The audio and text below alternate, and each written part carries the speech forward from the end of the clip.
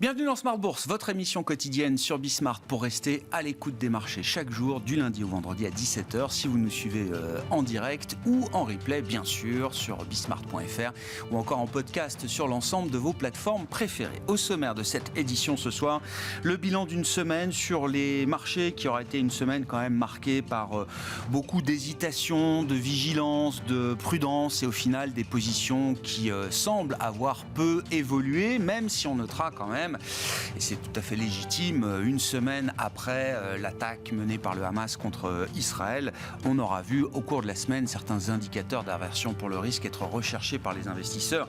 L'exemple le plus frappant est peut-être l'once d'or qui a connu une belle progression sur la semaine avec une fin de semaine sur la séance du jour assez parabolique. On a dû gagner 4-5% sur l'once d'or.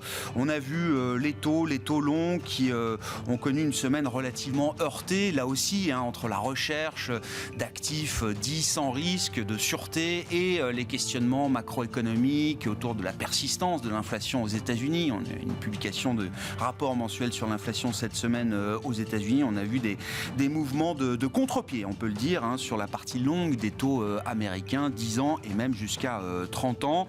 On notera quand même que le niveau des taux longs aux États-Unis et en Europe reste inférieur au sommet qu'on avait pu atteindre il y a environ une semaine maintenant. Du côté des actions, c'est toujours l'idée de la résilience qui semble l'emporter, même si on voit une fin de semaine et une fin de séance un peu compliquée pour les actions européennes qui reculent de plus de 1% actuellement. Mais là aussi, on notera que les grands indices actions n'ont pas marqué de nouveaux points bas au cours de cette semaine. Enfin, le pétrole, lui aussi, a évolué au gré du risque géopolitique et de la remontée du risque géopolitique dans une région clé pour la production pétrolière. Bien sûr, les cours du baril ont fortement progressé, notamment ces dernières heures. Mais là aussi, on voit le baril de Brent ou le baril de brut léger américain qui n'ont pas retrouvé les sommets qu'ils avaient pu atteindre fin septembre. Voilà pour l'ambiance en cette fin de semaine. Vous aurez les précisions de la séance en cours avec Comme du Bois dans un instant. Séance marquée par la publication des premiers grands résultats aux États-Unis et des premières grandes banques américaines, JP Morgan, Citigroup, Wells Fargo.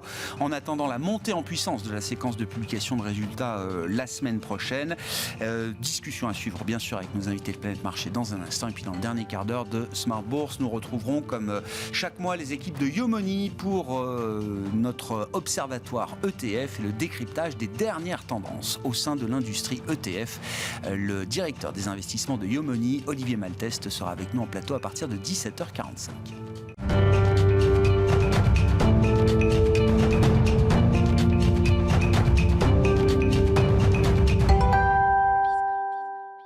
Avant d'entamer notre discussion de marché, les infos clés du jour sur les marchés, justement, ces tendances, mon ami, et c'est avec Comme du Bois. La Bourse de Paris termine une semaine qui aurait été très hésitante et sans grande dynamique. Les cours pétroliers remontent nettement de plus de 3% à la suite d'un regain de tension au Moyen-Orient. L'armée israélienne a appelé la population de Gaza Nord, soit 1,1 million de personnes, à évacuer la zone avant une possible invasion terrestre. Le baril de Brent remonte à $89 et celui du brut américain WTI à plus de $86. En réaction, l'action Total Energy progresse aujourd'hui jusqu'à 1,3% au cours de la séance et permet au CAC 40 de limiter son repli. Cette fin de semaine marque également le début de la saison des publications de résultats pour les entreprises américaines. Aujourd'hui, ce sont les banques JP Morgan, Citigroup et Wells Fargo qui se sont prêtées à l'exercice. Le marché a réagi positivement à des résultats meilleurs que prévus. Côté fusion-acquisition, l'autorité britannique de la concurrence a autorisé aujourd'hui l'acquisition par Microsoft de l'éditeur de jeux vidéo Activision Blizzard pour $69 milliards. En contrepartie, Activision a accepté de céder à Ubisoft Entertainment les droits de diffusion en streaming de ses jeux vidéo. Ubisoft progresse jusqu'à 1,6% au cours de la séance. Du côté des valeurs, Sartorius Stedim Biotech chute jusqu'à 15,5% au cours de la séance. Le fournisseur de l'industrie pharmaceutique a revu en baisse ses objectifs 2023 pour la deuxième fois cette année et anticipe pour 2023 une baisse de son chiffre d'affaires de près de 19% en raison notamment d'un net affaiblissement de la demande lié à la fin de la pandémie. Enfin, Enfin, un mot des statistiques du jour. Au niveau de la zone euro, la production industrielle a rebondi plus que prévu en août de 0,6%, soit sa plus forte progression mensuelle depuis avril, après une baisse de 1,3% le mois précédent. Lundi, la semaine démarrera avec un agenda relativement léger sur le front macroéconomique. Les investisseurs prendront connaissance des chiffres de la balance commerciale de la zone euro pour le mois d'août et de l'enquête d'activité de la Fed de New York pour le mois d'octobre. La suite de la semaine sera marquée par la montée en puissance des publications des résultats d'entreprise. Tendance, mon ami, chaque soir, les infos clés du jour sur les marchés avec Comme du Bois dans Smart Bourse sur Bismart.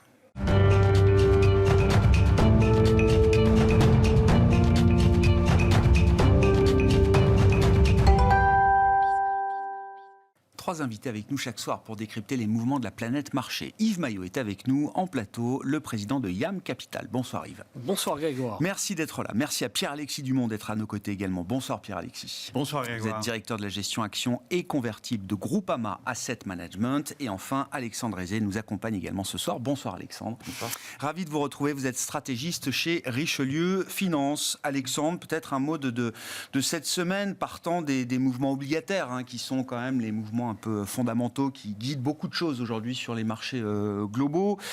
La semaine a été assez heurtée avec pas mal de forces opposées en présence entre la recherche d'actifs sûrs, sans risque, face à la montée du risque géopolitique et ces questionnements macro et sur une persistance de l'inflation, une désinflation peut-être moins rapide que prévu aux États-Unis. On a vu des mouvements assez heurtés sur la partie longue. Sur la partie longue, principalement sur le marché américain, on a vu des mouvements très heurtés. Il faut dire que les catalyseurs sont complètement opposés parce qu'on peut, parlons par exemple du conflit au Proche-Orient, est-ce que c'est finalement bon pour les taux? En tout cas, les taux vont-ils baisser ou monter? D'un côté, c'est un actif de sûreté, donc d'un coup, finalement, on a eu des taux qui ont fortement baissé, mais on discute toujours des matières premières et du pétrole. Si le pétrole monte, évidemment, on l'a vu sur les chiffres d'inflation en fin de semaine, effectivement, d'un coup, on se dit l'inflation va durer beaucoup plus longtemps. On se rappelle, alors c'est pas véritablement, nous on a fait décrit pas mal de recherches dessus, mais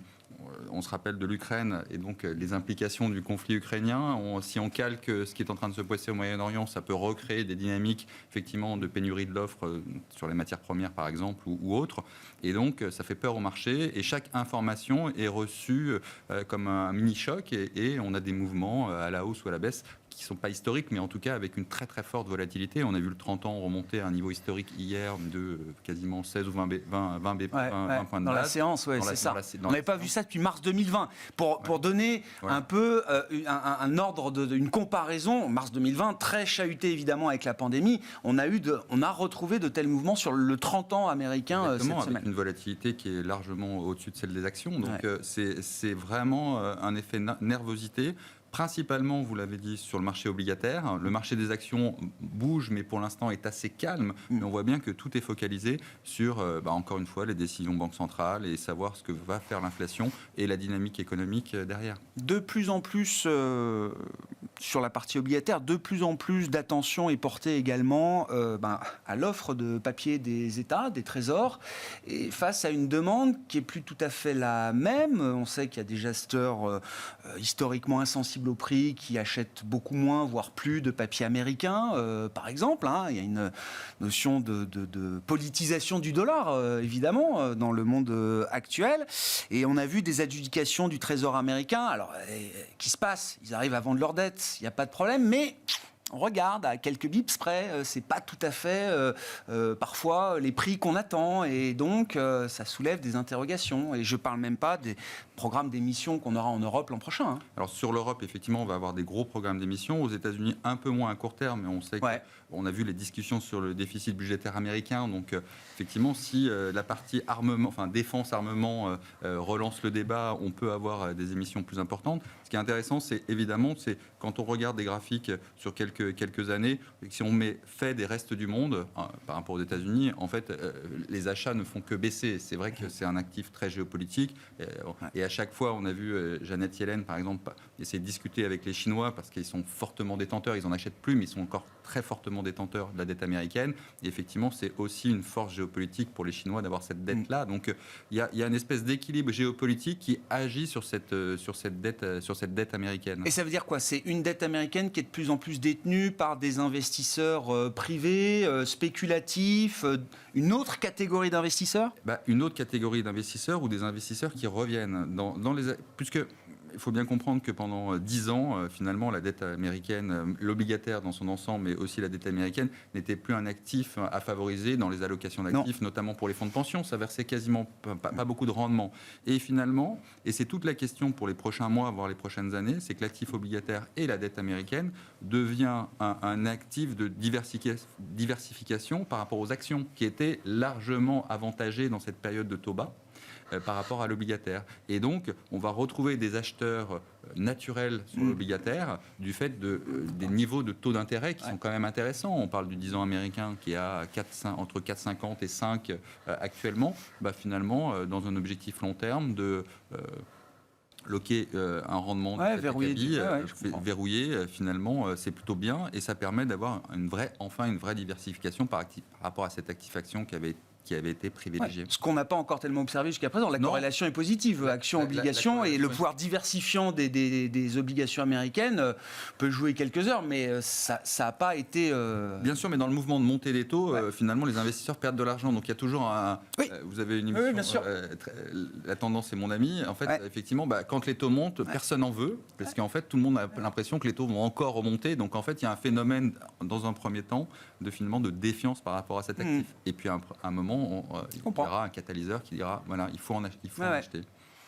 Qu'est-ce qu'on peut dire de ces marchés obligataires à ce stade, Pierre-Alexis, et de la valorisation de ces obligations long terme ? Je redonne quand même les chiffres spectaculaires. 2020 jusqu'à aujourd'hui, c'est un crack de près de 50% pour la valeur des obligations du Trésor américain, 10 ans ou 30 ans. C'est comparable à ce qu'on a connu sur les marchés actions. Pas du tout la même catégorie, sur les marchés actions, que ce soit pour l'éclatement de la bulle Internet ou pour la grande crise financière. Pour donner là aussi des ordres de comparaison de la souffrance qui a été infligée au marché obligataire ces dernières années. Qu'est-ce qu'on peut dire de la valo aujourd'hui ? À niveau jamais vu, vous avez des corrections jamais vues. C'est assez. On a eu la même chose pour le crack de 2000 où on avait gonflé des valorisations à des niveaux qui étaient trop élevés. Là, on avait des taux négatifs qui n'existent pas normalement en livre d'économie. Donc, quand il faut revenir sur des normes longues, ça fait mal. Mais la bonne nouvelle aux États-Unis, c'est qu'ils sont revenus sur les normes non. Oui, ça y est. D'un point de vue historique, on peut dire que... Les taux depuis 1871, c'est à peu près 4,2%. Donc parfait, on y est. Donc on est à peu près en niveau absolu. Et même sur les taux réels, on est sur des taux réels qui... Autour de 2,5 aux États-Unis. Même qui sont relativement... qui commencent même à être élevés. Si par rapport à l'historique. Des historiques un peu longs. Voilà, donc on a là-dessus... Aux États-Unis, on peut dire que le mouvement est fait. Après, si on continue ce mouvement-là, ce sera plus des problématiques d'offre-demande sur le papier qui font qu'il y a trop d'émissions, donc l'ajustement doit se faire en prix. Mais sur des visions fondamentales longues, on peut dire même qu'il y a potentiellement, dès qu'on aura un peu d'affaiblissement économique, un potentiel d'amortisseur et de valeur refuge des bons du Trésor américain qui est retrouvé. Sur la partie européenne, c'est un peu moins le cas. C'est clair, on reste encore sur la partie taux réel largement négatif. Et même sur des visions longues, on est en dessous. Alors après, ça s'explique quand même. On a quand même deux dynamiques qui sont très différentes. Une dynamique de réaccélération aux États-Unis qu'on n'a pas en Europe. Donc que les taux réels en Europe soient bas, c'est peu surprenant si on regarde déjà l'historique moyen terme et la différence de dynamique conjoncturelle. Voilà. Après, il y a aussi des histoires d'anticipation d'inflation. On a encore des niveaux spot d'inflation en Europe qui sont très, très élevés par rapport aux États-Unis, mais on anticipe, voilà, le marché est dans une situation. Donc nous, on voit pas énormément, si on revient de différentiel, on aura en effet la nécessité, si on a un redémarrage économique, d'avoir des taux qui continuent à monter en Europe, mais ça se fera dans le contexte qu'on a connu aux États-Unis, c'est-à-dire accélération de l'économie, hausse des taux longs. Je comprends. Voilà, c'est pas, ça se gère. Ouais. Voilà, ce qui se gère pas, c'est crise. Si c'est le reflet d'une macro qui va mieux, d'une croissance nominale plus élevée, Ça peut justifier effectivement une et poursuite c'est pour ça de la remontée des marchés taux. actions tiennent d'ailleurs. C'est-à-dire que quand on est dans ce type de configuration, les marchés actions ils perdent un petit peu en termes de valorisation relative, mais il n'y a pas de défiance sur la génération bénéficiaire des entreprises, et c'est ça qui fait, on le sait, la croissance des marchés actions sur le moyen long terme. Donc, voilà. Donc on considère que le mouvement de repricing, il commence à être... Fondamentalement, il est fait. Il commence à être D'accord. correctement fait. Après, ce qui est sûr, et là, on en discutait, c'est qu'on a quand même, dans certains scénarios, un rôle de valeur refuge des obligations qui a été un peu remis en cause. Ouais. Voilà. C'est-à-dire que si on rentre dans des phases un peu de défiance sur la solvabilité des États, ce ne sera pas un bon refuge. Bien sûr. Pas forcément pour toutes, mais pour certaines dettes, ce ne sera pas une bonne valeur refuge. Ou si on rentre dans un contexte d'inflation qu'on n'arrive pas à contrôler, non plus. Donc voilà, ça a perdu un peu son statut qui était un statut iconique. L'actif clé de protection. Il y a d'autres manières il faudra trouver d'autres manières de se protéger. Sur les 15 dernières années, avec les actions baissées, il fallait avoir des taux. Voilà, là, c'est l'or cette semaine. On n'a pas parlé de l'or depuis des mois, évidemment, avec des taux réels positifs. Désormais, l'or a beaucoup moins. Mais là, sur la semaine, c'est l'or et le pétrole, bien sûr, qui sont deux actifs. Ça a toujours des défauts, c'est que ça n'aime pas les taux. Non. Voilà. Donc, non. Mais en effet, on l'a bien vu tout au long de l'année, ça c'est sûr. Mais ce qui est sûr, c'est qu'il y a une recherche par les investisseurs d'actifs refuges, il y a un peu le dollar, voilà, il y a un certain nombre de choses qui sont remises en cause, et c'est pour ça qu'on a un marché qui est un peu hésitant, qui est assez volatile. Voilà, c'est clair qu'on n'est plus du tout dans un contexte établi qu'on a connu avant. Régime de marché différent. Voilà, avant le retour de l'inflation. Yves, vos commentaires, alors partant des marchés obligataires, il y avait aussi, on a parlé déjà, mais ce phénomène de repontification de la courbe des taux, qu'est-ce que ça nous dit? Quel message ça envoie? Est-ce que ça annonce quelque chose de particulier? Et puis un peu le bilan de cette semaine également, qui était compliqué pour les investisseurs, effectivement, avec, on l'oublie pas, ça reste le sujet numéro 1 dans l'immédiat, la remontée du risque géopolitique dans une région clé. Oui, qui vient brouiller les idées que peuvent avoir les investisseurs, sachant qu'on a déjà tellement de sujets de réflexion. Oui, ça ramène une dimension géopolitique sur le devant de la scène qui n'est pas la dimension avec laquelle les investisseurs sont le plus à l'aise, pour dire. D'ailleurs, petite parenthèse à ce titre, le parallèle qui est évoqué sur la crise encore récente, ça fait 18 mois de l'invasion de l'Ukraine par la Russie, est assez intéressant, parce que de mémoire, on avait eu une réaction très violente des marchés obligataires à la hausse, mais qui avait duré une dizaine de jours, à tout casser peut-être 2 semaines, et qui s'était très largement inversée juste après. Donc on va voir. Là, pour l'instant, effectivement, la réaction à la surprise de certaines personnes un peu extérieures au marché, de dire, il y a du risque sur l'approvisionnement en énergie, même si la région du Proche-Orient est loin, mais on sait bien que les parties prenantes... Oui. Voilà, bref. Par le Moyen-Orient au sens... Et une réaction, en tout cas immédiate, des marchés de taux d'intérêt orientés à la baisse sur les taux. Et donc, mais effectivement, là, on sent plus que le marché commence, en dépit d'une activité encore soutenue aux États-Unis, de se faire des soucis pour la croissance 2024 et 2025. Donc, premières réactions sont de cet ordre-là. Je ferme cette parenthèse pour revenir au sujet, mais ça a été très bien décrit. Je pense qu'en termes de taux, alors la pontification de la courbe des taux aux US, en fait, c'est une repontification après un mouvement quand même d'inversion qu'on avait connu. Majeur. Donc voilà, il faut remettre ça dans le contexte. Et puis effectivement, je partage l'idée qu'on est revenu globalement, quand on prend beaucoup de recul, dans l'environnement actuel, sur des taux d'équilibre, en tout cas sur le marché américain, effectivement, on retrouve un taux moyen de très longue période. Quand on regarde déflaté en taux réel entre le 10 ans et l'inflation mesurée par les TIPS, on est sur du 2,5. Ouais, c'est ça. C'est-à-dire, c'est les niveaux qu'on a eu à peu près en moyenne dans la période 2010, jusqu'à la crise financière. Donc voilà, ce sont des choses qui nous ramènent à la normale, sachant qu'à plus court terme, on a un aspect technique, presque de marché vraiment survendu sur le marché obligataire américain, avec des positions short qui ont été importantes. Alors certes, une attitude de la Banque centrale qui n'est plus acheteuse depuis pas mal de mois maintenant, et donc une demande, une pression acheteuse qui explique aussi en partie ces mouvements. Mais disons qu'à très court terme, on a du mal à voir comment le marché pourrait encore déraper très brutalement à la baisse, c'est-à-dire... Voir les taux continuer de s'envoler bien au-delà des niveaux qu'on a connus, d'accord. Voilà, je comprends.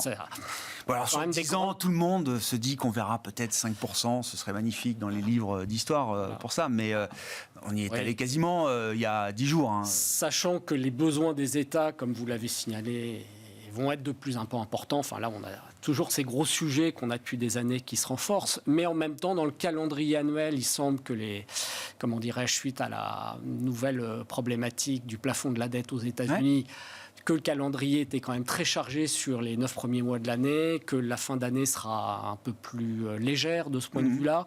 Et donc, on a un ensemble de facteurs qui tentent à prouver qu'à court terme, en tout cas, voilà, les choses pourraient, toutes choses étant égales par ailleurs au niveau politique, géopolitique, un peu se stabiliser. Et donc, explique aussi pourquoi, de ce point de vue-là, les marchés actions ne sont pas hypersensibles à ces mouvements très brutaux qu'on a, surtout sur les taux, effectivement. Oui, parlons de la résilience des marchés actions. Effectivement, gardez la parole. Comment vous regardez les choses? J'ai l'impression qu'il y a ceux qui pensent que ça n'a pas assez baissé et qui sont convaincus que ça va devoir baisser beaucoup plus. Et puis, il y a ceux qui sont peut-être rentrés aussi un peu tard, j'en sais rien, et qui estiment que ça tient quand même finalement pas si mal, quoi. Il y a vraiment deux positions. Et pour l'instant, j'ai l'impression que personne ne passe d'un camp à l'autre. D'une certaine manière. Pour l'instant, on est sur des marchés à court terme très fragiles, mais sur une tendance à moyen terme qui, pour l'instant, à mon sens, à ma lecture, n'a pas été altérée sur sa tendance haussière. Voilà. La saisonnalité est de nouveau, on rentre dans la phase favorable. Mais moi, ce qui me marque avant tout, ma réflexion, c'est l'écart et qui se creuse encore entre États-Unis et Europe. Si on analyse l'évolution des primes de risque, alors un moyen de répondre à la question comment se fait-il que ces marchés étaient aussi résilients, il faut bien voir que la prime de risque sur les actions européennes a été j'allais dire, presque gigantesque. Elle l'a été pendant très longtemps. Donc là, on a un phénomène d'amortissement, d'encaissement, sachant que sur la croissance des bénéfices, qui a été tout à fait résistant. Oui. Là, c'est vraiment le sujet sur lequel, en Europe, on peut se poser un certain nombre de questions. D'ailleurs, pour le trimestre, là, pour le trimestre, pour l'année, l'ensemble de l'année 2023, il y a résistance, mais il n'y a rien de plus. Et même 2024, on est sur des progressions sensiblement, modestes, on va dire. Côté américain, on peut se faire des soucis quand on regarde l'évolution de la prime de risque. Il n'y en a plus. Donc tout repose sur le moteur croissance. C'est ça. Et le moteur croissance, il repose sur un certain nombre de valeurs de secteurs qui ont des fondamentaux et des évolutions à court terme excellentes, mais dont on sait qu'il ne faut pas que ça cale. Voilà. Et donc, quand on analyse le marché action, il faut bien distinguer les deux parties de l'océan, parce qu'on est vraiment sur des problématiques très différentes. D'un côté, un moteur de croissance qui permet au marché de résister, et de l'autre, c'est sa prime de risque. Voilà. Ouais. Pour l'instant, moi, je m'arrêterai à cette analyse-là. Très court terme, on voit que le marché, fragile, mais malgré tout, n'a pas enfoncé de support. Voilà. Ça peut être démenti pour des raisons exogènes, mais pour l'instant, on garde cette tendance qui, jusqu'à présent, est favorable. Bon, deux cas d'investissement différents là, entre les actions américaines et les actions européennes. Je vois que l'écart de valorisation en termes de PE a touché à nouveau des plus bas historiques pour la valorisation relative du stock 600 par rapport au S&P 500. Alors, je pense que c'est une décote de 35% peut-être aujourd'hui. Exactement. Ah oui, qui est quasiment au plus haut. Alors, j'aurais déjà un point, c'est qu'on oublie, on est passé en régime inflationniste. Donc, quand les actions montent de 5%, ils ne font que l'inflation. Ouais. Donc, attention à ça. C'est-à-dire qu'on a eu 20 ans... C'est la performance réelle qu'il faudra regarder maintenant. Et en fait, en termes réels, la performance des actions, elle n'a rien d'exceptionnel depuis 10 ans. Non, le CAC fait plus 10, donc c'est ça, on fait plus 5 en termes réels. Voilà. Donc là, cette année, mais l'année dernière. Ah bah oui. Donc on a... c'est un point quand même qu'il faut avoir en tête. Très clair. Maintenant, quand on regarde en nominal, quelqu'un qui a investi 1 euro dans les actions, il perd de l'argent s'il reste au même niveau. Voilà, donc je pense que ça, c'est un point qui vous fait un peu relativiser les choses. Après, sur la partie US contre Europe, je pense qu'il y a deux points qui sont clés. Un, cet écart de valorisation, il s'est quand même beaucoup creusé suite à l'Ukraine. Et ça, c'est un élément géopolitique qui est un facteur de risque supplémentaire pour l'Europe. Et on sait qu'historiquement, si vous regardez sur des périodes longues, le fait que les Russes et les Européens ne s'entendent pas n'a jamais été très très favorable pour l'Europe. Donc il y a quand même un facteur explicatif à la fois long et aussi court, puisque là, le différentiel de croissance, il est en faveur des États-Unis par rapport à l'Europe. Donc ça nous semble, disons, justifiable. Voilà. Et pour nous... ça en fait pas une opportunité historique pour se ruer sur les actions européennes. Ce n'est pas une opportunité, tout simplement parce que pour que ça se résorbe, il faudra qu'il se passe quelque chose en Europe. Soit il faut l'espérer, une résolution ou un accord sur ce conflit. Et là, ce serait assez clairement positif pour les marchés européens en termes d'attractivité. Parce qu'il faut le savoir que ça se joue beaucoup sur les investisseurs internationaux. Les investisseurs internationaux ont quasiment rayé l'Europe de la carte depuis 18 mois. C'est-à-dire on entend beaucoup, finalement, le marché s'est habitué, c'est le new normal. Oui, enfin, c'est le new normal, mais ça nous met quand même un cran en dessous, quoi. C'est-à-dire que le jour où il y a une résolution ou une pacification du conflit dans cette zone, vous dites c'est quand même un couvercle qui s'enlève sur les actions européennes. Oui, et puis vous avez des rachats sur les fonds d'actions européens, mois après mois, depuis 18 mois, tous les mois. Au contraire des marchés émergents où vous avez des rentrées. Donc voilà, donc c'est pas pour ça d'ailleurs que les marchés émergents ont bien performé. Mais la performance est plutôt du côté de l'Europe. Nous, acteurs de marché, on le voit bien sur la liquidité. C'est-à-dire qu'il y a eu une dégradation de la liquidité sur les actions européennes exceptionnelle. C'est-à-dire qu'aujourd'hui, les petites et moyennes valeurs ont perdu en liquidité. Cet été encore. C'est ça qui est dingue. C'est ça qui est dingue. Et ce qui d'ailleurs a des impacts. En effet, dès que vous avez une mauvaise surprise sur une petite et moyenne valeur, il n'y a plus c'est du 40% de mouvement, quoi. C'est un bain de sang. Donc voilà, ça, je pense que donc les deux éléments, c'est celui-là. Et le deuxième élément, ce serait un plan de relance massif de la Chine. Pourquoi ? Parce que c'est vrai que l'Europe est un peu entre les deux et bénéficierait sans doute en termes de croissance de ce plan de relance-là. Même si je pense qu'il sera beaucoup moins massif que En tout cas, nous, c'est pas dans notre scénario. Mais je pense que même s'il y a lieu, il sera, je pense, avant tout local et beaucoup moins, avec beaucoup moins d'influence sur l'économie mondiale que ça l'a été pour le précédent plan. Alexandre, sur la résilience des indices actions et la situation action européenne versus action américaine, et puis peut-être d'autres actions émergentes. Le Japon, on en a beaucoup parlé hier, mais c'est vrai que depuis l'été, en tout cas dans le groupe Richelieu, on est plutôt prudent sur les actions au global. Au global, avec une préférence pour les États-Unis encore. Je rajouterais, évidemment, il y a le conflit ukrainien, effectivement, qui touche beaucoup l'Europe. D'ailleurs, accessoirement, on voit que le conflit israélien, paradoxalement, touche beaucoup plus les États-Unis que l'Europe. Et d'ailleurs, ça a quelques bonnes nouvelles, c'est-à-dire que sur la Chambre de représentants, les problèmes de nommer un speaker, sur les budgets, etc., ça va simplifier un peu les choses politiquement aux États-Unis. Ça va forcer un peu les choses. Ça va forcer évidemment dans la résolution de la crise politique au Congrès aujourd'hui. Exactement. Donc ça c'est important. Il y a une deuxième chose par rapport au conflit ukrainien, c'est toute la transition énergétique liée au conflit ukrainien qui pose des vrais problèmes de productivité, de compétitivité des entreprises européennes. L'industrie de la chimie par rapport à une industrie de chimie aux États-Unis où vous avez le gaz pas cher, le pétrole, etc. Je veux dire, c'est tout des pans industriels. L'Europe est industrielle au départ. Même en nombre de valeurs, c'est des valeurs industrielles. On ne parle pas du luxe, etc. On pourra en parler, mais c'est des valeurs qui vont... Et il n'y a pas que l'Allemagne, c'est l'Italie, c'est aussi d'autres pays, bien sûr. Souffrir de compétitivité. Donc, vous êtes investisseurs internationaux, vous faites rapidement en disant où finalement l'énergie sera la moins chère, et vous avez tout un pan qui va forcément être délaissé, en tout cas par les investisseurs internationaux. Sur les États-Unis, il y a un deuxième aspect aussi, et qui a permis cette hausse des primes de risque aux États-Unis par rapport à l'Europe, c'est le phénomène de l'intelligence artificielle. Enfin, les Nvidia, il y a tout un pan du marché qui va profiter de ça, et qui a fait finalement la surperformance du marché américain sur les derniers mois.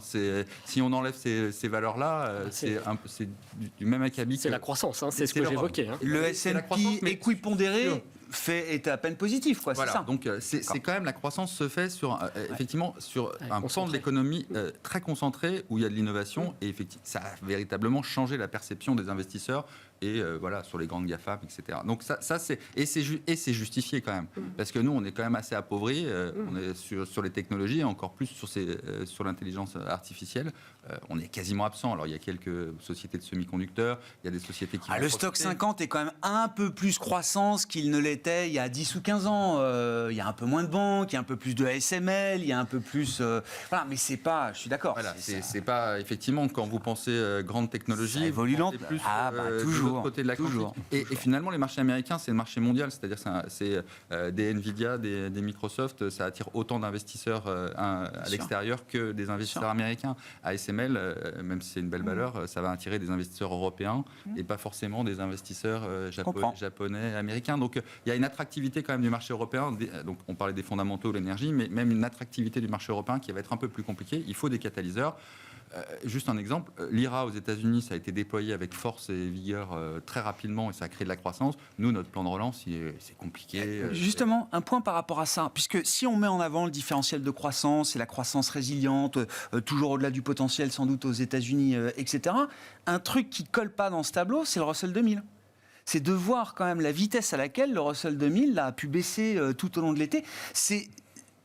Historiquement, c'est quand même les boîtes de moyenne capitalisation américaine, très branchées sur l'économie américaine, et qui ne sont pas comme ça les 7 magnifiques global, worldwide, qui sont établis partout dans...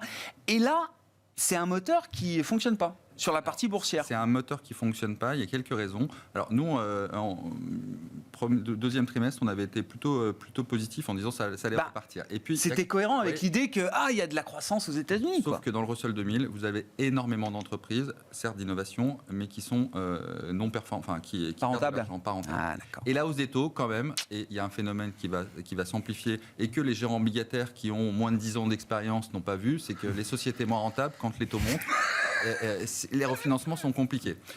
On aura le temps un jour d'en reparler. Oui. Et c'est devant nous, ça arrive. Ce nouveau monde, pour ces sociétés non performantes, eh bien, effectivement, c'est un monde qui est un peu plus délicat. Et donc, c'est beaucoup, c'est 40% du Russell 2000. Les refinancements non rentables, quoi. Et effectivement, quand le levier, quand un projet pas rentable... Leveragé et pas rentable. Voilà. Avant, vous le leveragez pour qu'il soit rentable. Maintenant, c'est plus possible. Donc, c'est un changement de paradigme complet. Et puis, il y avait les banques régionales qui étaient, effectivement, il y a eu un... C'est vrai. C'est vrai aussi. C'est extrêmement fragile. Je comprends. On parlait au tout début de JP Morgan, etc. Les grandes banques ont pratiquement profité de cette situation-là, mais vous avez tout un secteur de banques fragiles qui ont utilisé le levier, qui ont optimisé leur bilan, et là, c'est compliqué. Et donc, c'est une des raisons pour lesquelles ce Russell 2000, avec des sociétés, des petites sociétés d'innovation où il y a des fusions-acquisitions, etc., souffre par rapport à l'attrait des grandes sociétés. Donc, acheter l'indice Russell 2000, c'est pas forcément la meilleure manière de s'exposer à une bonne croissance américaine aujourd'hui. Pour l'instant, tant qu'on a des doutes sur l'inflation, ça peut être compliqué. C'est un vecteur de baisse des taux, enfin à jouer en phase de baisse des taux, et là on n'est pas dans ce schéma-là. Oui, je comprends. On pourra peut-être l'être, mais pour l'instant, effectivement, j'adhère à ce qui a été dit. Et juste pour revenir au sujet et boucler sur cette décote européenne, cette décote géopolitique, effectivement, le vrai moteur derrière tout ça, c'est cette sensibilité, cette dépendance à l'énergie, en fait, qui génère cette décote de valorisation au bout de 18 mois et de primes, d'ailleurs, aussi de la bourse américaine, puisque les États-Unis sont vraiment dans un schéma totalement inverse. Autonome et exportateur. Record d'exportation à 4 millions de barils par jour au premier semestre pour les États-Unis. Alors le shale reprend graduellement, etc. Mais ce qui tourne permet d'exporter aujourd'hui 4 millions de barils par jour. C'est bon. Sur les actions, oui, moi je voulais bien qu'on dise un mot du luxe quand même, parce que ça a été là aussi. Non, mais l'événement de la semaine, alors après LVMH, on verra, les autres publications arrivent, mais dans les petits signaux faibles, j'ai lu aussi Mercedes qui nous dit la classe S, ça se vend moins bien, c'est des prises de commandes ou des ventes en baisse de 10% à 2 chiffres sur les modèles haut de gamme de la gamme Mercedes, etc., etc. Je lisais un analyste Dodo, j'ai bien aimé sa formule, qui dit peut-être que les gens, tout simplement, en ont marre d'acheter autant de produits de luxe. Et c'est vrai que les 3-4 dernières années, même le CFO de LVMH le reconnaît, ça a été les roaring 20s, comme il dit, c'est ça. C'est clair. Non, mais là-dessus, alors moi je m'avancerai pas parce que moi ça fait 10 ans que je dis le luxe. Les gens achètent trop de produits de luxe et continuent d'en acheter encore plus. Non, je pense que si on prend un peu de recul, la vraie réussite du luxe, c'est d'avoir transformé un marché qui était un marché avant tout européen en un marché mondial. Et vous avez sans doute des gens qui se lassent d'acheter du luxe, mais vous en avez plein. Ils rêvent d'en acheter. Et donc la balance des deux. Et là, on est assez mal placé, parce que c'est pas chez nous. Voilà. Non, et d'ailleurs, l'Europe a été plutôt un point de faiblesse dans la publication. Donc je me méfierais de ces visions un peu sociétales. Voilà, il y a quand même beaucoup. À bout d'arguments, il faut bien trouver quelque chose à un moment. Il y a beaucoup de gens qui sont dans l'aspirationnel. Et voilà, là-dessus. Et cette force, elle existe toujours. Elle existe toujours. Voilà. Après, si on prend un peu de recul, c'est le dernier secteur Covid winner, qu'on appelait les grands gagnants du Covid, qui ralentit. Voilà, tous les autres ont déjà ralenti ? Ils ont tous ralenti. Aujourd'hui, vous aviez l'avertissement de Sartorius, qui était un Covid winner par excellence. Ça fait maintenant 4 trimestres que c'est très difficile pour ce segment de valeur. Voilà, donc c'est vraiment le dernier. Ils avaient prévenu. Ils avaient dit, voilà, on va passer de double digit à single digit. Maintenant, la clé est en effet, est-ce qu'on ne va pas avoir une période de digestion plus complexe ?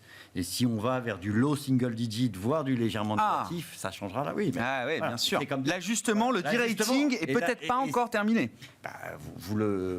Notamment, vous voyez dans le monde des spiritueux. Dans le monde des spiritueux, c'est assez violent. Aux États-Unis, c'est parlez-en un peu à Rémi. Rémi, Parnot, effectivement. Donc, on peut tout à fait avoir des périodes d'ajustement qui sont longues. Voilà. Après. C'est quand même des sociétés qui, sont agiles, ont très bien géré ce mouvement de globalisation mondiale et en profitent encore, donc avec un marché adressable qui peut continuer à grandir.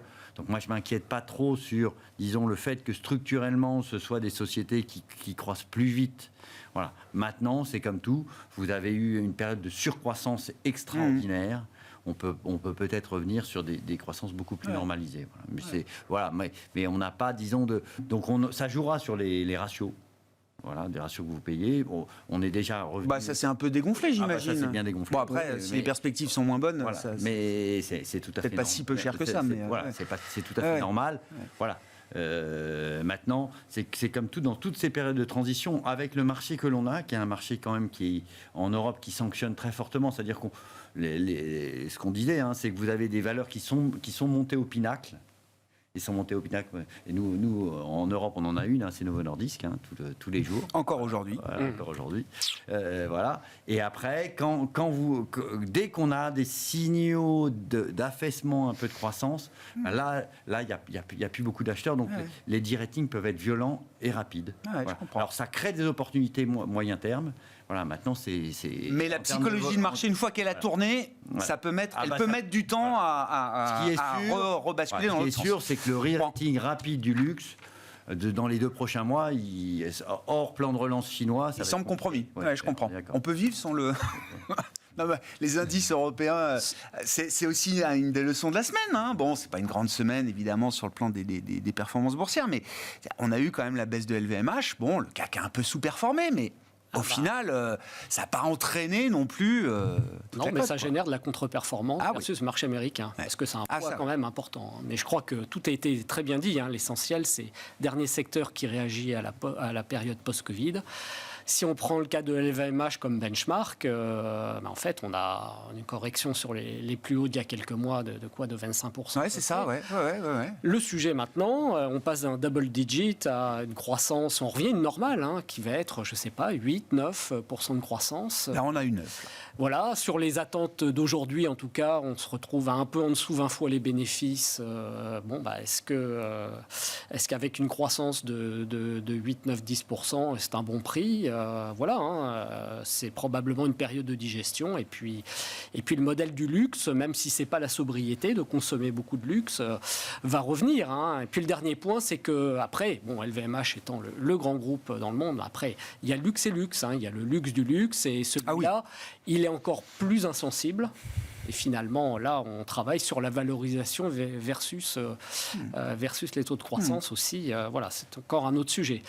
Le segment qui a le plus souffert, effectivement, sont les spiritueux et un peu partout d'ailleurs. Donc, ça, c'est un sujet un peu qui est à la lisière du luxe quelque part. Ben oui, c'est ça. Voilà. Il y a peut-être plus de fragilité. Donc, il faut l'intégrer dans le raisonnement. Pour dire est-ce que le modèle est cassé? Non, je ne crois pas. Je veux bien qu'on dise aussi, alors ça a été un des secteurs évidemment malheureusement vedette cette semaine, le secteur de la défense et de l'armement quand même.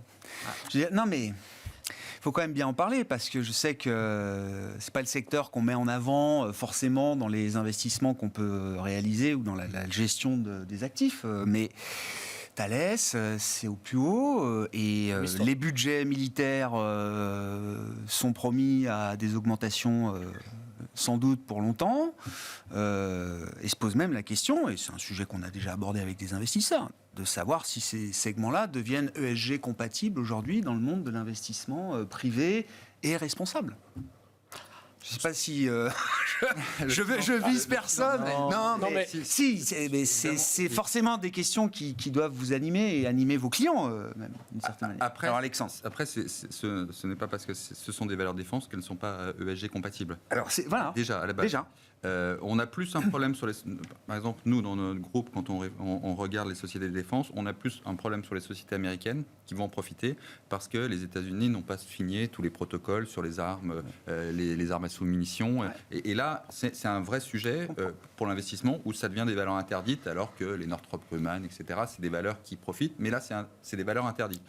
Dans les pays en Europe où on a des valeurs de défense qui ont signé les différents protocoles sur les mines antipersonnelles... C'est investissable. C'est investissable. Il y a quelques valeurs qui ne le sont pas, mais vous citiez Thales par exemple. En tout cas, dans nos modèles, c'est ESG compatible. Mais de la même manière, le pétrole, qui est quand même ESG compatible, normalement, pour certains, ce sont quand même des valeurs qui profitent. On l'a vu dans la première phase du conflit ukrainien. C'est des valeurs qui vont profiter. Donc, ne pas en avoir dans les portefeuilles.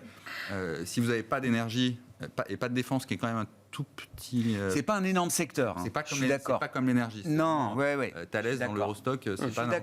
Je suis d'accord. Mais vous êtes à peu près sûr de sous-performer votre indice si vous n'avez pas ces deux segments-là et que vous faites du stock picking sur les valeurs industrielles. Ça paraît évident. Donc, la question doit se poser. Après, c'est aussi un choix des clients, c'est aussi un choix de la réglementation. Je veux dire, après, c'est la règle du jeu est comme ça. Mais en tout cas, c'est pas parce que vous êtes une valeur de défense que vous n'êtes pas forcément... Mais là, vous avez raison, effectivement, c'est pas les GAFAM en termes sectoriels. C'est-à-dire que, effectivement, si on veut suivre son indice, on est obligé d'en avoir un peu, mais ça reste des poches limitées dans un portefeuille. Oui, étant par exemple des sociétés françaises, avec un pays qui a signé les protocoles, je veux dire, ça ne veut pas de mine antipersonnelle, etc. Pierre-Alexis ? Non, mais je pense qu'aussi, ça va dépendre un peu de l'arrivée à maturité de l'ESG. C'est-à-dire que, vous allez avoir de l'ESG très strict, qui va dire, moi, de toute façon, je veux que des valeurs avec des modèles durables. On exclut ça, et donc, la durabilité, ça inclut... Et donc, vous allez les exclure. Et vous allez avoir des modèles ESG plus de transition, Et donc là-dessus, je pense qu'on va... parce que ce qui est sûr, c'est que si on met tout ESG, on va vers le greenwashing. Ça, c'est évident. Donc ça, c'est les discussions qu'on a en ce moment à Bruxelles. C'est pas ce qu'il faut faire. Tout est article 8, donc il n'y a plus rien, quoi. Voilà, exactement. Mais je pense qu'il faut qu'on arrive à avoir, de la part à la fois des investisseurs et des clients, une vision qui est équilibrée en disant, là, je fais des fonds à impact, des fonds durables, des fonds avec des thématiques très précises. Et il y aura de la place pour ces thématiques de défense. Et après, je fais des fonds plus sur la transition, sur les missions régaliennes de l'État et autres, sur lesquelles, là, vous avez évidemment la nécessité d'aborder l'indépendance énergétique, d'aborder la défense et autres, qui sont des sujets qui sont essentiels quand même. Oui, c'est-à-dire qu'on le voit bien dans le monde tel qu'il évolue. Sans sécurité, il n'y a pas de paix. Sans paix, il n'y a pas de souveraineté, il n'y a pas d'indépendance, il n'y a pas de démocratie, il n'y a pas tout ça. Non, mais je veux dire, on peut développer les arguments dans ce sens-là aussi. Ça peut s'entendre par rapport à la façon dont on investit. C'est tout. Merci beaucoup, messieurs. Merci d'avoir été les invités de Planète Marché ce soir pour conclure ensemble cette semaine. Pierre-Alexis Dumont, Groupama Asset Management, Alexandre Aizé, Richelieu Finance et Yves Maillot, YAM Capital étaient nos 3 invités en plateau.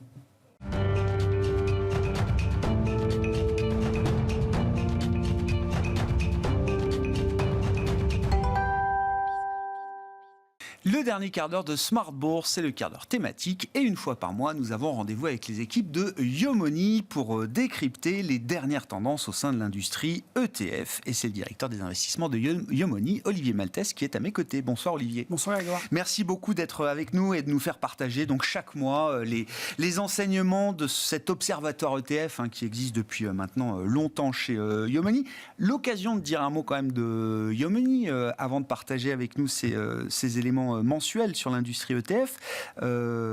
Déjà, un premier milestone réalisé, puisque vous avez dépassé la barre du milliard d'euros d'encours sous gestion chez Yomoni. Exactement. Toujours un moment important quand même dans la vie d'une société de gestion.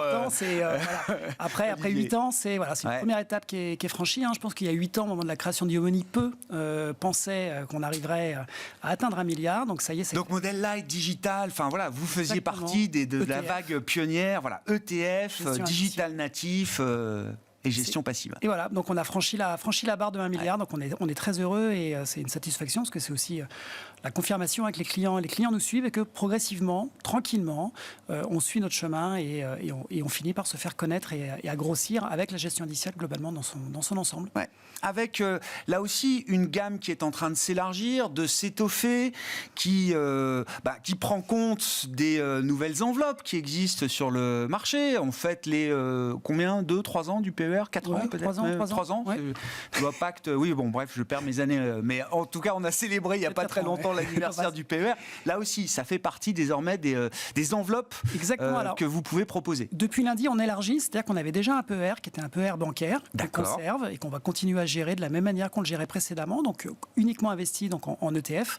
Et on a également, donc, du coup, depuis lundi, créé un PER assurantiel qui existe en 2 versions. Donc c'est vraiment compléter la gamme. Là aujourd'hui, on a une gamme vraiment complète et la plus complète sur le marché, notamment sur les différents supports, PER bancaire, PER assurantiel. Ouais. Et ce PER assurantiel, on le décline sur 2 versions. La version classique sur le niveau UC qui va utiliser uniquement nos fonds labellisés, donc à base d'ETF. Donc ça, c'est vraiment nos clients nous connaissent bien. L'ADN Yomoni, quoi. Exactement. Et on fait une version multi-asset qui vient en plus compléter, donc avec l'ASC immobilière qu'on a lancé cette année, donc pour rajouter de l'immobilier, et on rajoute également du private equity sur des investissements longs, donc qu'on va chercher du coup ailleurs, donc là en l'occurrence dans les équipes d'Apax, et donc on élargit. Bien sûr. Donc c'est pas du tout, parce qu'on a des questions aussi de clients qui nous interrogent en disant mais vous remettez en cause des ETF. Oui, pas du tout, c'est toujours le moteur et c'est toujours essentiel sur tout ce qui est listé, mais sur du long terme, rajouter de l'immobilier, surtout sur une nouvelle société civile, donc du coup qui est en phase d'avancement, qui ne subit pas de rachat, contrairement à beaucoup de concurrents, plus du private equity sur du long terme dans la retraite, ça fait tout à fait du sens et ça complète bien vraiment l'univers ETF. Ouais. Bon, très intéressant ce développement industriel. Que dire des mouvements de flux qu'on a pu observer sur le mois écoulé, sur le mois de septembre, avec les données que vous collectez et que vous partagez donc une fois par mois avec nous, Olivier? Alors c'est un petit mois de collecte, alors c'est un peu plus de 7 milliards 4 pour être précis. Donc c'est un petit mois. Alors si on regarde le verre à moitié plein, c'est un petit mois de collecte ce mois-ci. Si on regarde le verre à moitié vide, par contre, si on compare, et je crois que c'est sur votre plateau que j'ai entendu ça, notamment la gestion active sur septembre a tendance à décollecter côté action et côté Données Cantalis, c'est Jean-François Beck qui vient là aussi une fois par mois. Et lui, effectivement, c'est sur la gestion, les fonds actifs. Alors, il peut différencier ETF et gestion active, mais sur la gestion active, ça décollecte. Sur la gestion indicielle et sur les ETF en particulier, ça continue de collecter. Donc, avec 7 milliards, un mois un peu plus calme, mais un mois de collecte sur les actions et sur les obligations, avec plus de collecte sur les actions que sur les obligations. Donc, ça, c'est l'événement qui était un peu surprenant sur cette année, c'était que ça collectait beaucoup sur les marchés obligataires. Là, on revient sur quelque chose d'un peu plus classique. Et une décollecte, par contre, sur les matières premières d'1,6 milliard, donc une décollecte relativement importante sur les matières premières. Qu'est-ce qu'on peut dire, justement, classe d'actifs par classe d'actifs, de la collecte en actions? Qu'est-ce qui a attiré de l'argent dans l'univers actions? Qu'est-ce qui en a attiré un peu moins, voire qui a subi de la décollecte, Olivier? Alors, sur les actions, c'est classique pour cette année. Je pense que c'est quand on ne sait pas trop quoi faire, c'est ce qu'on fait, c'est des grosses capitalisations, à la fois monde et à la fois américaine. Ça a collecté. Également, le secteur de l'énergie a collecté, même si sur l'ensemble de l'année, ça reste négatif, ça reste des flux négatifs, mais sur le mois de septembre, on a vu de la collecte sur le secteur, les actions liées au secteur de l'énergie. Ce qui décollecte globalement, c'est le secteur financier, les actions asiatiques, à l'exception du Japon, hors Japon, la Chine aussi, au niveau des ETF, continue à décollecter, et les rendements, les valeurs de rendement américaines aussi ont décollecté sur le mois de septembre. Bon, sur la partie obligataire, intéressant de noter, c'est la discussion du moment. Est-ce que c'est le moment de revenir sur l'obligataire ou pas? Bon, quand on suit les flux, c'était pas un gros mois de collecte pour l'obligataire. C'est ce que vous disiez. Obligataire, tout à fait. Par contre, si on regarde un peu plus en détail, c'est un mois un peu risk-off là aussi, parce qu'on revient. Il y a un retour sur les obligations souveraines, que ce soit américaines, européennes ou anglaises. Donc c'est vraiment un retour sur le souverain. Et puis alors sur le corpo, c'est plutôt euro court terme. Donc là vraiment, on va chercher des maturités courtes et un petit peu d'yield d'euro. Mais ça, c'est très, très faible. Et ce qui va par contre décollecter, c'est ce qui va être émergent. Les obligations émergentes en devises locales ont fortement décollecté. Et le high yield au niveau mondial. Donc il y a vraiment, ça sent vraiment le risk-off sur le mois de septembre. Et c'est en ligne avec ce qu'on a pu observer sur le comportement du mois de septembre. Et puis décollecte sur les produits indiciels matières premières. Exactement, sur tous les secteurs, mais essentiellement sur les métaux précieux, qui là sont en forte décollecte sur le mois et depuis le début de l'année. C'est une décollecte sur les... c'est ce qu'on disait aussi. Alors l'or connaît là une remontée, effectivement, avec la remontée du risque géopolitique, mais c'est vrai que quand on a des rendements réels positifs ou moins négatifs, ça dépend comment on regarde les choses. C'est sûr que pour l'or, c'est une concurrence très sérieuse. Exactement. Donc une décollecte sur les matières premières. Bon, que dire des produits ESG? On constatait avec vous qu'il y avait eu peut-être un petit ralentissement de la collecte ESG au cours des derniers mois, Olivier. Et ce mois-ci aussi, on a alors là aussi, c'est très différent entre le marché action et le marché obligataire. Sur le marché action, on est vraiment sur un petit mois. On est à 12% en proportion de collecte sur l'ESG par rapport au volume totaux de collecte. Ça nous rappelle le mois de mars, qui était vraiment un tout petit mois. Faut avoir en tête qu'on a environ 22% des encours globalement qui sont sur l'ESG, donc 12%, c'est vraiment petit. Par contre, sur l'obligataire, où là c'est beaucoup plus volatile en général, on est à 40%, donc ce qui est plutôt un mois de collecte effectivement, TESG obligataire. Sachant que l'univers est beaucoup moins développé. C'est ça, c'est plus compliqué. Alors c'est plus simple sur tout ce qui va être obligation d'entreprise, évidemment, pour faire des filtres. Sur le souverain, même si on voit de plus en plus de stratégies qui prennent en compte, c'est plus compliqué. Mais là, c'est un bon mois de collecte côté ESG obligataire sur ce mois-ci. Bon, que dire du palmarès des émetteurs? On avait été surpris au mois d'août de ne pas retrouver BlackRock sur la première marche du podium. Eh bien, on avait justifié en disant que c'était certainement lié à une faible collecte obligataire, parce que c'est vrai que l'offre de BlackRock au niveau obligataire est très complète, et très tôt. Enfin, ils sont surtout, mais ils sont vraiment très complets par rapport aux autres sur les obligataires. Et donc, ils sont encore 3e ce mois-ci pour le 2e mois consécutif. Alors, on verra si c'est rare comme série. C'est rare comme série. Et donc, on a toujours DWS et Amundi devant. DWS qui fait une très très bonne année en termes de collecte globalement cette année. Alors, si on regarde sur le niveau, évidemment, depuis toute l'année, depuis le début de l'année, BlackRock reste évidemment en tête, suivi par DWS et Amundi, et on a Vanguard, toujours Invesco qui suivent. Donc ça, c'est vraiment le palmarès des 5 premiers de l'année. Et donc voilà, 2e mois consécutif où BlackRock est 3e. Hâte de voir ce qu'il en fera pour le mois d'octobre avec vous, Olivier. Le mois de septembre, c'est un mois de rentrée, comme on dit, et donc beaucoup de lancements de produits. ça a été un mois très chargé. 18 lancements. Donc 18 lancements, et ce qui m'a surpris, c'est que sur les 18 lancements, il y en a 10 effectués par DWS. Donc ils ont fait plus de la moitié des lancements sur le mois de septembre. Sur la première place avec une dynamique aussi forte. Et comme souvent, même si on voit que la collecte sur l'ESG par moment patine cette année 2023, on voit toujours qu'il y a beaucoup de lancements vraiment centrés, c'est ça. Vraiment centrés sur l'ESG.